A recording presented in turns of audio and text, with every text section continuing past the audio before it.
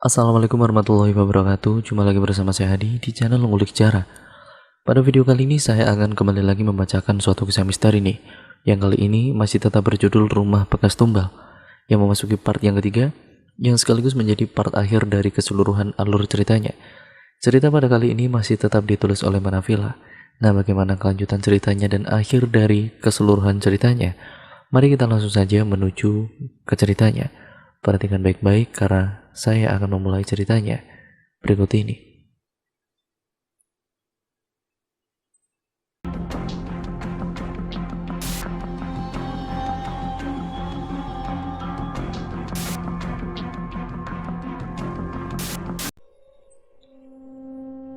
Sungguh di luar dugaan, niat mereka hanya untuk melihat kondisi, namun tiba-tiba mendapat serangan dadakan begini.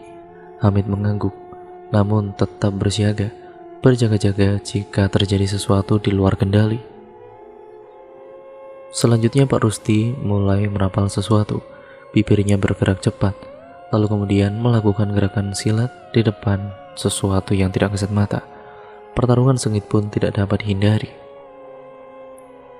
Hal itu hanya bisa dilihat oleh orang yang memiliki kemampuan mata batin. Bahkan Pak Hamid sampai mundur keluar ruangan hanya untuk mengamati. Bulir-bulir keringat mulai mengalir membasahi dahi Pak Rusti. "Rus, kamu gak apa-apa?" tanya Pak Hamid setengah berteriak. Pak Rusti melambaikan tangan memberi kode baik-baik saja. Entah bagaimana dan apa. Setelahnya ia menapalkan mantra dan melakukan gerakan tangan yang seolah menekan sesuatu. Kuntilanak merah bertubuh tinggi itu pun tiba-tiba lenyap begitu saja. Sial, malah kabur. Padahal kurang sedikit lagi bisa tertangkap. Pak Hamid berjalan cepat menghampiri Pak Rusti. "Bagaimana, Rus? Itu ya rajanya?" "Awalnya aku kira itu rajanya. Ternyata bukan. Yang tadi bisa disebut patihnya. Rajanya licik, gak mau memperlihatkan diri sama sekali. Makanya harus melakukan ritual itu agar bisa menemukan lokasi persembunyiannya." Pak Hamid menepuk pundak temannya perlahan. "Ya sudah, Rus. Ayo segera keluar dari sini. Paling tidak, kita sudah tahu langkah selanjutnya." Pak Hamid mengamati kondisi sekitar. Situasinya yang sangat tidak menguntungkan jika mereka diserang tiba-tiba diserang lagi. Dan mengingat kondisi Rusti yang sudah kehabisan energi. Pak Hamid sendiri juga tidak mampu menghadapi makhluk sebanyak ini sendirian. "Ya," jawab Rusti kemudian. Sesaat setelah sampai di depan rumah, keduanya mendengar suara teriakan minta tolong dari dalam. Spontan Pak Hamid langsung berlari menuju ke arah teriakan. Dilihatnya Bu Sri dan Nia tampak terduduk mengerumuni sesuatu di lantai. Bu Sri menangis. "Gimana ini, Mas?" "Cika, Mas, Cika." Dilihatnya Cika terbaring di atas lantai dengan telinga yang mengeluarkan darah. Pak Hamid segera menghampiri, mengecek kondisi Cika, dan langsung mengangkat tubuh putrinya itu. "Ayo dek, kita ke rumah sakit." Bu Sri mengangguk menurut. "Ada apa ini, Ham?" "Loh, anakmu?" tanya Pak Rusti yang ikut menghampiri. "Ayo ikut aku ke rumah sakit dulu, Rus." Pak Hamid tetap berusaha bersikap setenang mungkin, meski raut khawatir masih tersirat menghinggapi wajahnya. Dengan bantuan salah satu tenaga yang mau meminjamkan mobil. Maksudnya dengan bantuan salah satu tetangga yang mau meminjamkan mobil. Akhirnya keluarga Pak Hamid berhasil mengantar Cika ke rumah sakit tepat waktu. Tidak beberapa lama kemudian mereka mendapatkan diagnosis yang cukup mengejutkan dari sang dokter. "Maaf, pembuluh nadi di bagian wajah sebelah kanan putri Bapak ada yang pecah. Dan saraf di dekat telinga kanan sedikit mengalami kerusakan."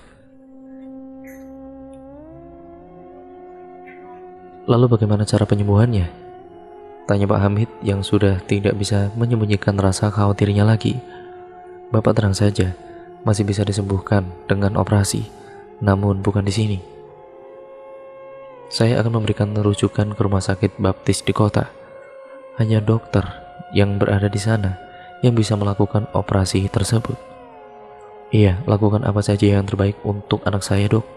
Pak Hamid memberitahukan kondisi Cika pada Bu Sri. Meski terlihat shock sesaat, Bu Sri terlihat kembali tenang saat Pak Hamid juga memberitahukan solusinya. Tidak lama kemudian Pak Hamid berjalan mendekati Pak Rusdi di ruang tunggu tidak jauh dari sana. "Rus, ditunda dulu ya, kondisi anakku masih tidak memungkinkan."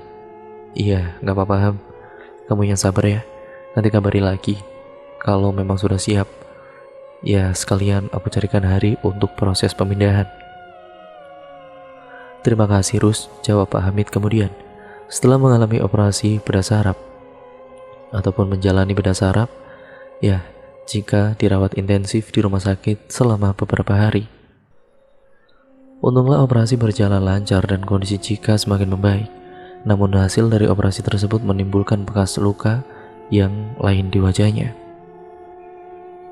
Tim dokter pun menyarankan operasi plastik untuk menutupi bekas tersebut, di mana jika tidak dilakukan akan benar-benar kelihatan jelas cacatnya. Dijamin itu memang jarang sekali ya ditemui dokter bedah plastik. Maksudnya di zaman itu memang jarang sekali ditemui dokter bedah plastik. Untunglah satu-satunya dokter bedah plastik yang ada di wilayah kota terdapat rumah sakit baptis juga. Jadi Pak Hamid tidak perlu repot-repot lagi mencari dokternya. Ya meskipun membutuhkan biaya yang tidak sedikit, segalanya ataupun segala upaya akan diusahakan demi putrinya itu. Menjual sebagian petak sawah yang dimiliki pun tidak apa. 2 bulan setelahnya, yakin sudah siap? Tanya Rusdi dari seberang pesawat telepon. "Iya Rus, lebih cepat selesai lebih baik. Gangguannya lebih parah dari sebelumnya." "Ya jelas saja, kan tepatnya kemarin habis kita usik. Salah satu efeknya, jadi anakmu yang kena." Terdengar helaan nafas berat dari seberang telepon. "Iya Rus, tidak apa-apa. Mau bagaimana lagi? Salahku yang salah perhitungan. Kurang berhati-hati." Kebetulan aku sudah melakukan ritual beberapa hari sebelumnya. Aku sudah dapat harinya. 1 minggu lagi aku ke sana. Siapkan saja apa-apa yang aku minta kemarin. "Iya Rus," jawab Pak Hamid kemudian. 1 minggu setelahnya, tepatnya di hari Kamis malam Jumat Legi, Pak Rusdi sudah sampai di kediaman Pak Hamid. "Duduk dulu Rus." Rusdi pun mengempaskan diri di atas kursi tamu ruang tengah. "Sebentar ya, aku mau mengatakan dan juga mengantarkan keluargaku dulu ke rumah neneknya di dekat-dekat sini." "Iya, santai saja." Sesaat setelah Pak Hamid meninggalkan Pak Rusdi sendirian, ia merasakan tensi ruangan, yaitu suhu ruangannya menjadi sangat rendah. Seolah kedatangannya memang sudah diketahui oleh sosok-sosok tidak kasat mata yang pernah ditemuinya di rumah kosong itu. Pak Rusdi pun tersenyum tipis sembari mengelus-ngelus cincin batu akik bermata hijau di salah satu jarinya. "Berani kamu memperlihatkan diri di depanku sekarang?" Tampak seorang wanita berbaju pucat memakai baju terusan panjang berwarna putih lusuh, berdiri kaku tidak jauh dari tempatnya berada. Pak Rusdi pun kemudian melirik ke sisi luar. Hanya wanita itu yang berani menampakkan diri sedekat ini. Sedangkan sosok-sosok lain menatapnya dari kejauhan saja. "Kamu yang namanya Dini, wanita yang pernah diceritakan Hamid." Wanita itu menunduk lalu mengangguk. "Apa maumu? Jangan usir kami, biarkan kami tetap tinggal di sini." "Wah, gak bisa. Lawang kalian sudah ganggu kesana kemari, masa tak biarin? Itu urusan kami, ini rumah kami," bantah Dini. "Saya kasih peringatan sekali lagi, sebaiknya kalian segera pindah di tempat yang jarang ada manusianya. Mau saya pindahkan atau kalian pindah sendiri? Kalau sampai saya yang pindah, tak lempar kalian sampai ke Laut Selatan. Mau kalian?" gertak Pak Rusdi. Dini kemudian menggeram. "Wah, ini tempat tinggal kami. Di sini tempat tinggal kami. Kamu tidak berhak mengusir kami. Lagi pula kamu hanya manusia rendah. Mana bisa menghadapi yang punya tempat?" Ya sudah, lihat saja nanti. Samar-samar keberadaan Dini sudah tidak terlihat lagi. Tidak terasa siang hari begitu cepat terlewati berganti senja. Langit bergemakan oranye mulai menghiasi.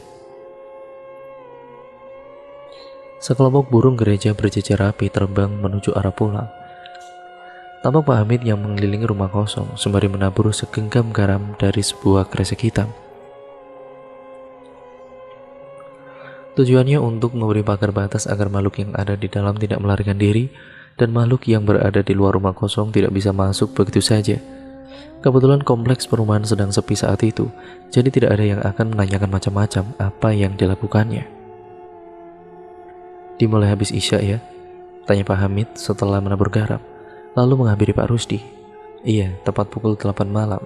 Keduanya pun mulai bersiap-siap. Di saat yang sama, tiba-tiba terdengar suara gebrakan yang cukup keras dari dalam kamar Pak Hamid. Saya cek dulu, Rus.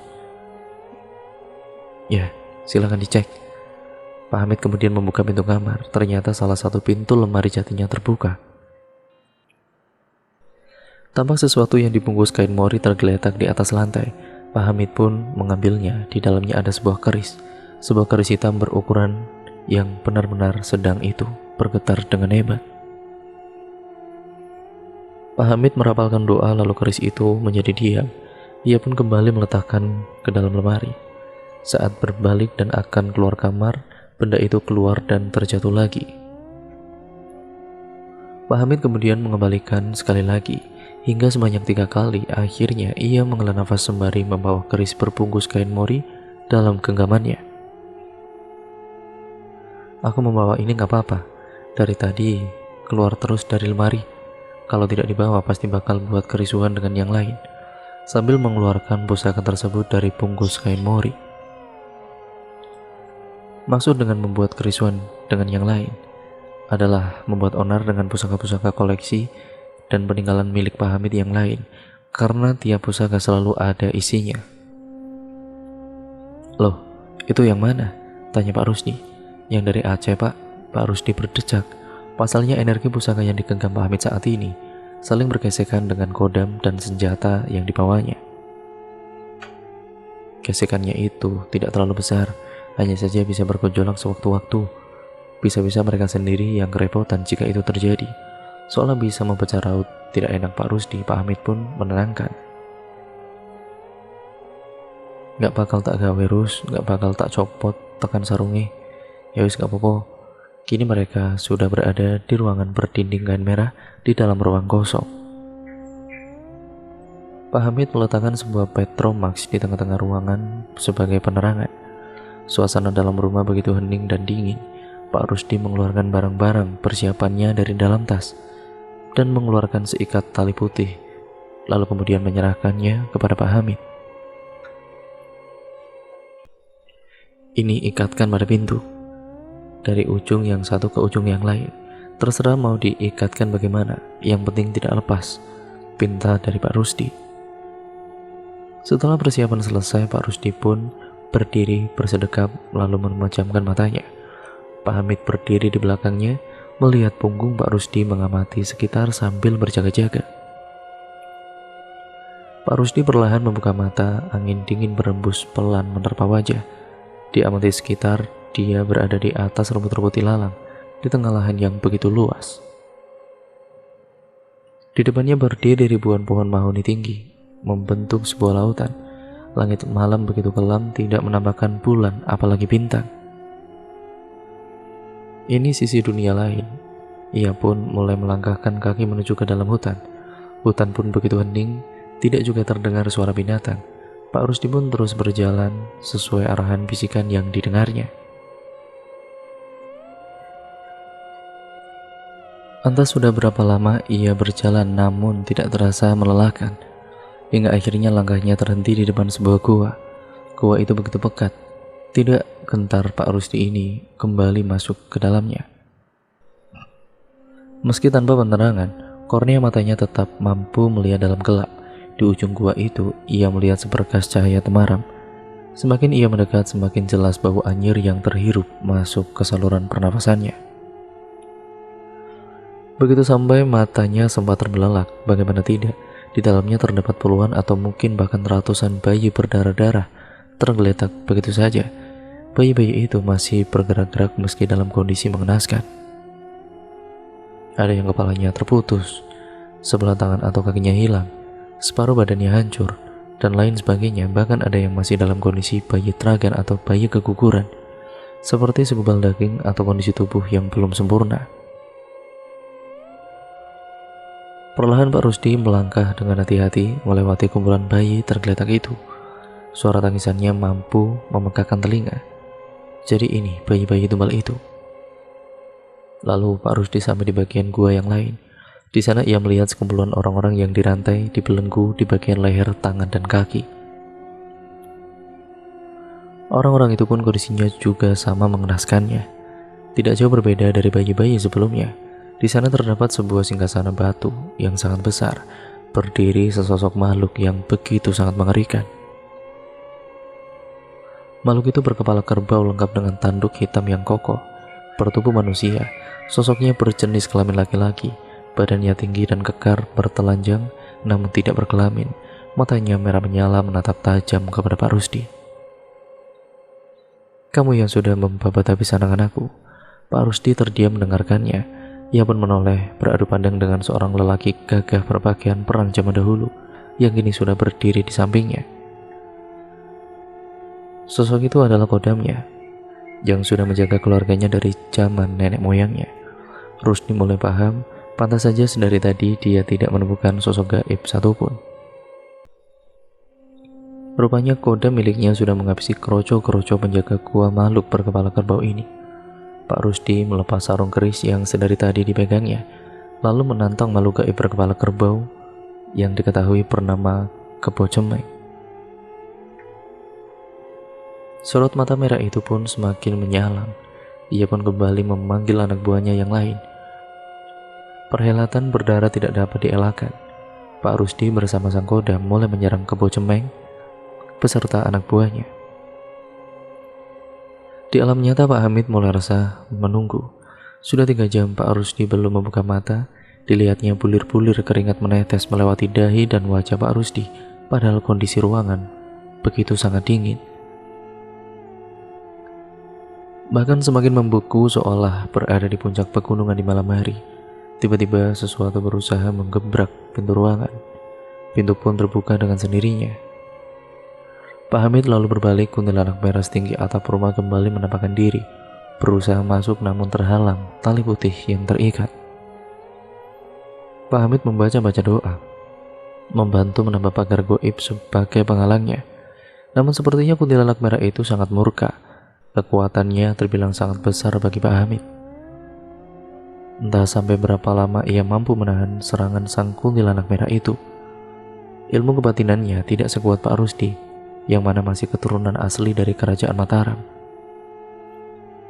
Tiba-tiba keris yang diikat di pinggang, di balik punggung, bergetar dengan hebat, lalu jatuh dari tempatnya berada. Sesuatu perlahan keluar dari dalam sana. Sebuah kabut tebal yang kemudian berubah menjadi sesosok ular yang sangat raksasa yang memenuhi ruangan itu. Pak Hamid terkejut bukan main. Ular raksasa itu menganga, menunjukkan taring-taring besar yang tajam. Secepat kilat, ular itu melesat melewati Pak Hamid dan menerkam kuntilanak merah itu. Ular raksasa itu pun melilit ketat, menelan sang kuntilanak merah secara perlahan, seperti ular biasa yang sedang memakan mangsanya atau korbannya. Pak Hamid tidak menyangka bahwa kuntilanak merah itu bisa dikalahkan dengan sangat mudah. Pantas saja Pak Rusdi, ya tadi itu cukup khawatir saat ia membawa serta pusaka dari Aceh itu. Setelahnya ular itu pun kembali mendekati Pak Hamid, mengelilingi kedua manusia tersebut. Kepala besarnya mengendus Pak Rusdi lalu berganti ke Pak Hamid kemudian. Pak Hamid tidak bergerak, hanya saja tetap membaca doa-doa. Tidak lama kemudian, si ular raksasa bertubuh besar itu berubah menjadi kabut dan masuk kembali menjadi sebuah pusaka. Pak Rusdi bisa membalik keadaan meski tidak mudah. Ia berhasil menangkap sang Kebo Cemeng. Pak Rusdi pun memejamkan matanya, mengonsentrasikan pikirannya agar bisa kembali ke dunia manusia. Saat Pak Rusdi membuka kembali mata, ia langsung berteriak kepada Pak Hamid, cepat jupukne sarung kerisiku." Tunjuknya pada sebuah sarung keris yang terbuat dari kayu berukir, yang diletakkan di atas wadah yang sudah ditaburi bunga 7 rupa. Pak Hamid yang masih dalam keadaan syok segera membalikkan kesadaran dan bergegas menyerahkan sarung keris tersebut pada temannya. Sambil merapalkan sebuah mantra, Pak Rusdi kemudian menarik sesuatu tidak kasat mata dan kemudian memasukkannya ke dalam sarung keris berukir itu.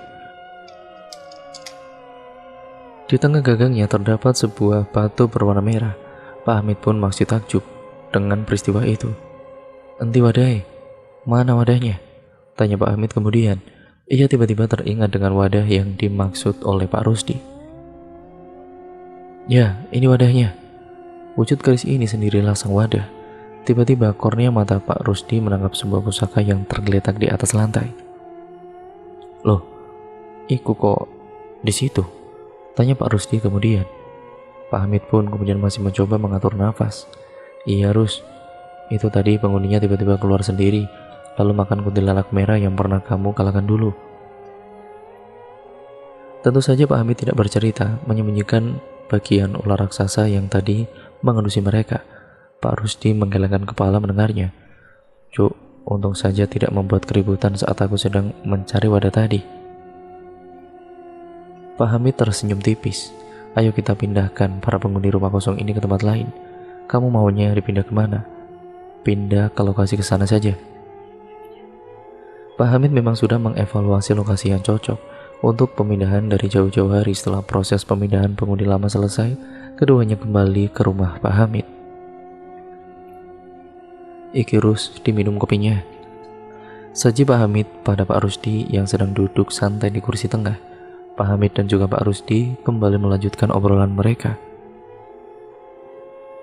Pak Rusdi mulai menceritakan apa yang dilihat saat menghadapi Kebo Cemeng tadi, tentang asal-usulnya, yang mana ternyata Kebo Cemeng adalah mantan abdi dalam Nyi Roro Kidul, sang penguasa pantai selatan.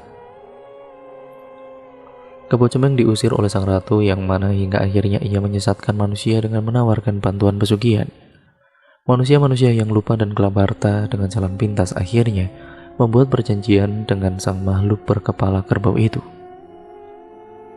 Sedari dulu Kebo Cemeng sangat menyukai bayi-bayi, di mana makhluk yang tanpa dosa itu adalah makanan terenak baginya. Akibat dari banyaknya manusia yang mempersembahkan tumbal, Kebo Cemeng pun semakin menjadi kuat. Jikalau bukan karena kodam Pak Rusdi yang membantu, bisa jadi Pak Rusdi hanya tinggal menjadi nama. Darah keturunan Mataram yang dimiliki Pak Rusdi masih memiliki hubungan kuat dengan Nyi Roro Kidul. Satu alasan lain, yang mana Kebo Cemeng akhirnya bisa kalah dari Pak Rusdi. Pak Rusdi juga menceritakan tentang sosok yang mirip Rudi, suami dari hantu wanita bernama Dini. Ia terikat dengan rantai dengan kondisi tanpa bola mata. Cara kerja pesugihan dari Kebo Cemeng itu mengikat hingga 7 turunan. Di keturunan yang ke-7 mereka harus memperbarui perjanjian lagi. Di salah satu keturunan memutuskan kerjasama, maka kematian adalah tebusannya. Jika mereka meneruskan kembali perjanjian, maka keturunan selanjutnya yang harus terus menerima petaka.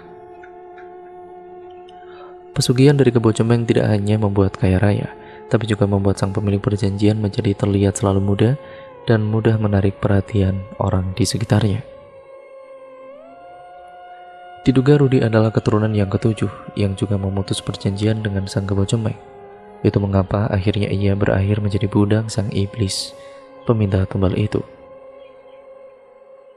Manusia-manusia yang sudah membuat perjanjian dengan iblis, meskipun telah tiada, akan berakhir menjadi budak di alam lain. Nah itu korin atau memang jiwanya. Ada yang bilang mereka tidak benar-benar mati. Ya entahlah, hanya Tuhan yang tahu. Keris Kebo Cemeng ini tak bawa ya Ham? Saya amankan biar tidak ada korban lagi. Bawa saja Rus, jawab Pak Hamid dengan lega. Di awal tahun, tepatnya 2006, Pak Hamid beserta keluarganya memutuskan menjual rumah sebelah rumah kosong tersebut dan kemudian berpindah ke rumah yang baru yang sudah dibangun yang terletak di kecamatan sebelah. Rumah itu akhirnya dibeli oleh seorang pensiunan polisi. Pak Hamid menyerahkan sebuah kunci pada seorang lelaki tua bertubuh tinggi di hadapannya. "Semoga Bapak suka dengan rumahnya," ucap Pak Hamid dengan ramah sebelum memasuki mobil pick-up yang mengangkut barang-barang pindahan untuk terakhir miliknya. Pak Hamid kemudian berdiri menatap rumah kosong itu sekali lagi. Matanya menyipit saat mendapati seorang wanita berbaju putih seperti menimang-nimang seorang bayi. Wanita berwajah pucat itu pun memandang Pak Hamid sembari tersenyum datar. Di belakangnya tampak sosok-sosok yang tidak kasat mata lain juga berseliweran. Pak Hamid menghela nafas panjang. Ya, mereka adalah penghuni lama yang telah kembali lagi meski dipindahkan. Dan cerita pun akhirnya selesai sampai di sini ya teman-teman. Terima kasih untuk kalian semua yang sudah menonton seluruh partnya, dan untuk kalian yang belum, tonton seluruh partnya agar kalian mengerti keseluruhan alur ceritanya. Pada cerita kali ini merupakan banyak sekali nilai-nilai positif yang dapat kalian ambil. Nah, intinya kalian ambil saja ya nilai-nilai positifnya dan buang jauh-jauh yang buruknya. Sekian dan terima kasih, kurang lebihnya mohon maaf ya teman-teman. Jangan lupa untuk kalian like, comment, dan share, serta subscribe channel ini. Nyalakan tombol lonceng notifikasinya agar kalian tidak ketinggalan video terbaru selanjutnya dari channel ini. Sekian dan terima kasih, kurang lebihnya mohon maaf. Sampai berjumpa di video terbaru selanjutnya. Wassalamualaikum warahmatullahi wabarakatuh.